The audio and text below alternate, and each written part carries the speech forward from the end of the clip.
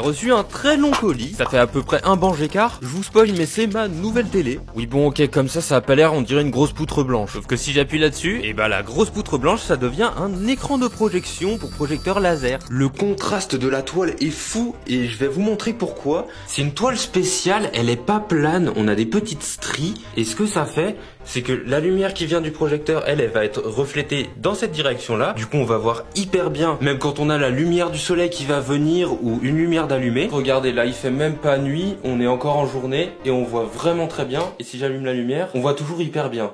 Avec une toile blanche standard, même avec le peu de lumière qu'il y a là, on verrait déjà pas grand chose. Niveau temps de descente, c'est super rapide, ça met environ 30 secondes.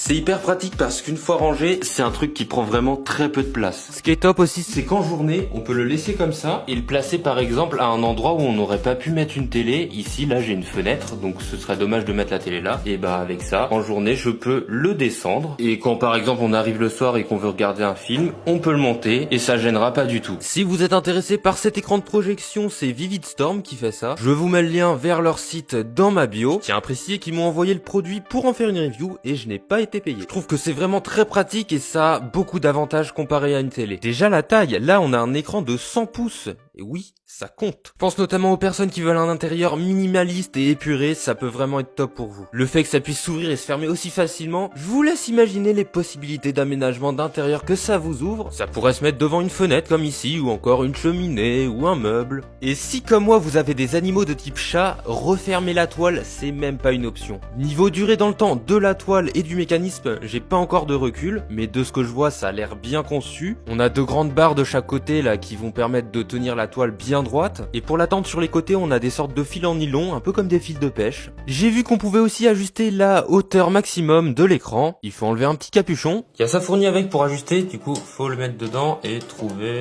Ah c'est bon. Et donc si je tourne dans ce sens là, faut baisser, remonter, et voilà. Ça a bien descendu. Par contre, je crois qu'on voit pas là à la caméra, mais il y a des lignes qui peuvent rester. Après, la notice arrive quand l'écran reste rangé trop longtemps et c'est censé partir au bout d'un moment. De loin comme ça, on les voit pas. Faut vraiment vouloir les voir. Si je me rapproche par contre, là, on voit un peu qu'on a des lignes. Je trouve le matériau de l'écran de projection vraiment impressionnant. Ça reflète hyper bien la lumière et ça garde des super bons contrastes. Encore une fois, si vous avez déjà vu des projecteurs avec des écrans blancs standards, là ça a vraiment rien à voir. D'ailleurs, en parlant de projecteur, celui que vous voyez là, je le review bientôt. Abonnez-vous. Et j'ai oublié de vous parler aussi de l'angle de vision. Là, on a 170 degrés d'angle de vision. Du coup, même si on est sur le côté de la pièce, on verra très bien.